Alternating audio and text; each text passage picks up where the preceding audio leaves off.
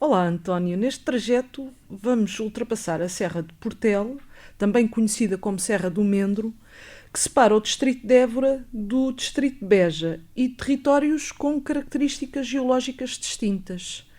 De que maneira esta diferença na geologia impactou na forma como as comunidades pré-históricas se adaptaram a este território, nomeadamente ao nível da construção dos recintos de fossos e de outras arquiteturas? Olá, Sara. Sim, a geologia é obviamente um elemento que faz parte do meio ambiente em que o homem habita e certamente interfere na forma como este se relaciona com o seu espaço e o usa.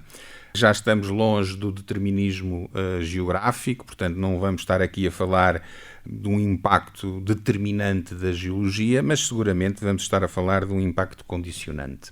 De facto, há uma diferença muito significativa entre o distrito que estamos a deixar, o distrito de Évora, constituído em muitas zonas, sobretudo por granitos, xistos, tem muita pedra, muita rocha, e estamos a entrar. E estamos a falar sempre do interior do Alentejo, é preciso que se note, e estamos a passar a Serra de Portel e vamos entrar num território essencialmente de terrenos argilosos, os famosos barros de Beja, e que depois são bordados mais a sul de Beja, pela chamada faixa piritosa. E quando dispomos os recintos de fossos conhecidos sobre esta geologia, verifica-se de facto que é entre a Serra de Portel e o início da faixa piritosa a sul de Beja que há uma maior concentração de recintos de fossos, e não é só em número, mas também de facto em concentração espacial, ou seja, muito próximos uns dos outros. Já para o distrito de Évora e para o norte alentejano, o que nós verificamos é que também há já bastantes recintos de fossos, mas menos em número e mais dispersos no território. Não apresentam esses níveis de concentração que verificamos aqui no distrito de Beja. A sul de Beja, quando entramos na faixa piritosa, desaparecem. Não há. Pelo menos até ao momento. Assim como não há, a partir do momento em que terminam para oeste as geologias mais antigas. Ou seja, quando nós entramos na bacia do Sado e depois mais para o litoral, os recintos de fossos também praticamente desaparecem.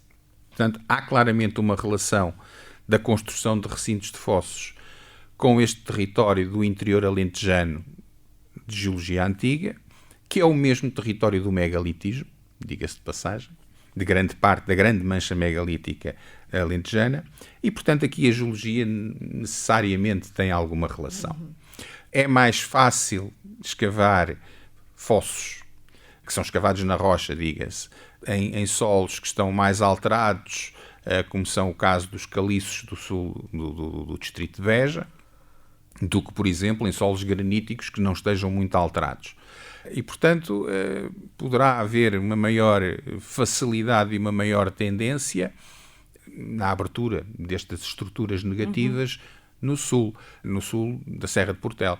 Aliás, também podemos verificar isso relativamente aos sepulcros, onde de facto a grande mancha do megalitismo alentejano é a norte da Serra de Portel, ou seja, monumentos construídos em positivo com grandes pedras, e depois temos os hipogeus, que são sepulcros escavados na rocha, portanto subterrâneos, e que estão até ao momento, todos os conhecidos no Alentejo, estão a sul da Serra de Portel.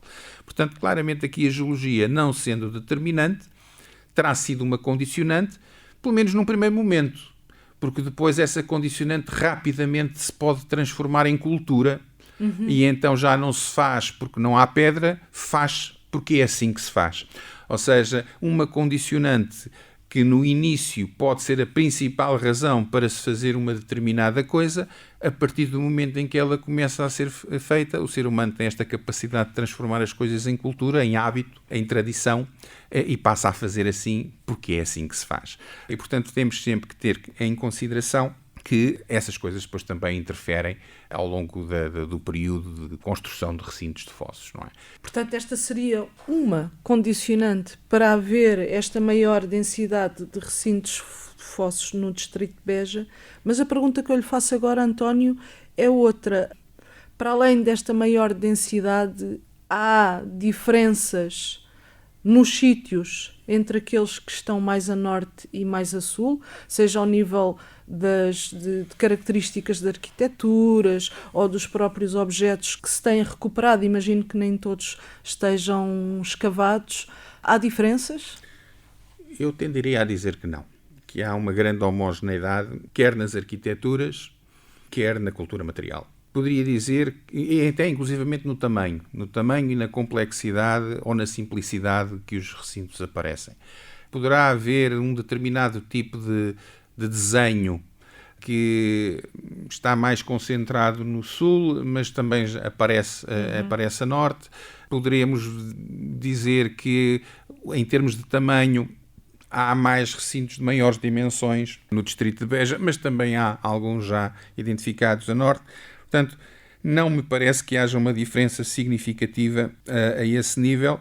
O que há é outras razões que também podem contribuir para esta ideia de que há mais a sul do que há mais a norte. Nós, neste momento, estamos a falar com o que temos identificado, estamos a atribuir, ou estamos a considerar aqui a variável geologia como um fator, uma variável que pode explicar a existência de mais recintos a sul que a norte, mas pode haver outras, como, por exemplo, o simples facto de o território atual ser diferente do ponto de vista, por exemplo, agrícola ou silvícola, que facilita a identificação de recintos a sul e menos a norte. Por exemplo, certo. Nós temos mais terreno aberto, ou tínhamos, antes desta agricultura intensiva que agora se verifica no Alentejo, tínhamos os grandes campos cerealíferos, sobretudo mais a sul, o que nos permitia e facilitava a identificação através de meios aéreos destes recintos, enquanto que a norte tínhamos uma área de coberto, de montado, por exemplo, bastante mais ampla,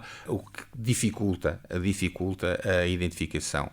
Ou, por exemplo, o facto de grandes empreendimentos de obras públicas que permitiram a identificação de alguns destes recintos terem ocorrido a sul e ainda não terem ocorrido a norte da Serra de Portel. Estou a pensar, por exemplo, na rede de rega da Edia, para além do regolfo propriamente dito, a rede de rega da Edia, até há pouco tempo, estava a ser feita essencialmente no distrito de Beja e permitiu a identificação de muitos destes recintos na abertura dos canais da circulação da água, e só agora começa a estender-se para norte.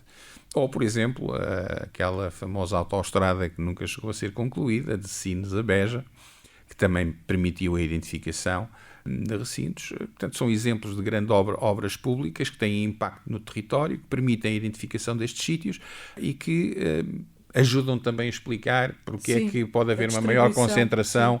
Portanto, há razões que podem ser históricas do passado e há razões que serão históricas do presente, digamos assim, para esta diferente distribuição.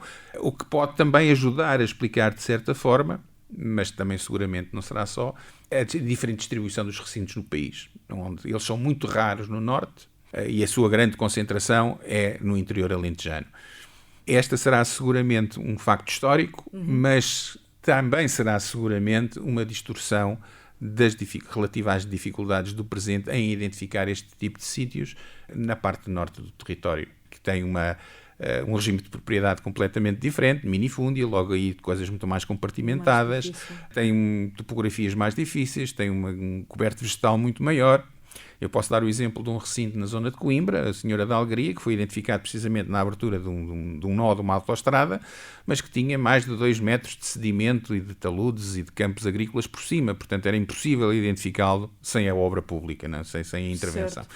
Portanto, estas diferenças também têm que ser contabilizadas quando estamos a tentar interpretar esta distribuição espacial que os recintos apresentam. Voltemos aqui atrás a um tema que o António mencionou, que tem a ver com a relação destes recintos de fossos com outro tipo de arquiteturas.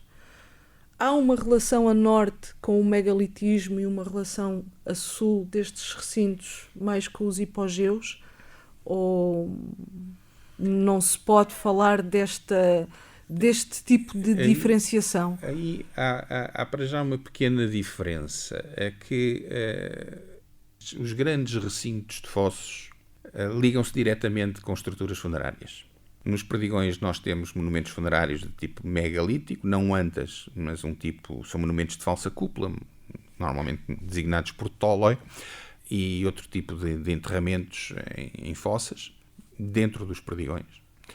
A sul, Beja, temos em Ferreira do Alentejo, por exemplo, o Porto Torrão, que quer no interior do recinto, quer à volta do recinto, tem uma concentração enorme de sepulcros deste tipo, sejam hipogeus, sejam Toloi, e portanto há uma relação muito direta entre as arquiteturas funerárias e a arquitetura destes recintos. Uhum.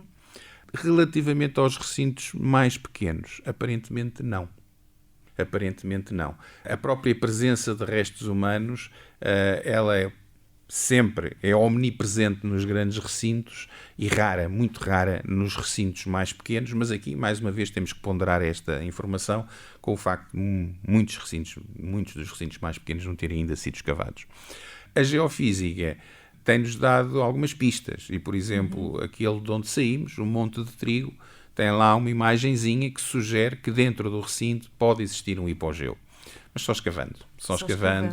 E, portanto, seria, enfim... Mas o Monte do Trigo já é um recinto grandinho e complexo. Portanto, já é daqueles que seria expectável que tivesse também contextos funerários. António, falámos da geologia como condicionante na construção destes recintos. A sua diversidade, isto é, a diversidade geológica destes territórios, é também condicionante na forma como se exploram os seus recursos?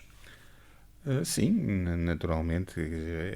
Ela foi condicionante para a abertura dos fossos e a construção destes recintos, como foi condicionante, por exemplo, para outro tipo de arquiteturas, para a construção de estruturas habitacionais, tipo cabanas, por exemplo, para outro tipo de utensilagem em pedra, sobretudo, que é panágio destas comunidades, e sobretudo, para as questões relacionadas com o próprio transporte e a própria distância que muitas vezes se tinha que percorrer para utilizar determinado tipo de matérias-primas. Por exemplo, nós nos Perdigões, que é um sítio que está aberto, uma mancha de gabbro-diorite desenvolvida por granitos, temos muitas lajes de xisto utilizadas na arquitetura de estruturas de cabana ou até de alguns monumentos. Essas lajes de xisto tiveram que ser transportadas de 5 km no mínimo, 5 km de distância. Depois, se temos coisas em xisto ou em granito no distrito de Beja, a sua distância de transporte teve que ser ainda maior. Portanto, ela condiciona não só a exploração do recurso propriamente dito, como tem também um grande impacto na logística do transporte para a utilização destas matérias-primas, que depois nós vamos encontrar nestes sítios, sendo que é expectável que existam mais nos sítios que estão próximos das fontes de abastecimento, menos nos mais distantes, mas o que é certo é que elas também ocorrem nesses sítios mais distantes, o que implica esse grande trabalho logístico de transporte e, mais uma vez, essa integração em redes de circulação e de exploração de coisas longínquas ou mais perto. Acabamos de ouvir mais um episódio da série Paisagem Ancestral, Recintos Cerimoniais de Terras do Guadiana, um podcast desenvolvido pela Era Arqueologia com o apoio da Escola Superior de Comunicação Social e com financiamento da Fundação La Caixa e BPI para o programa Promove Futuro do Interior.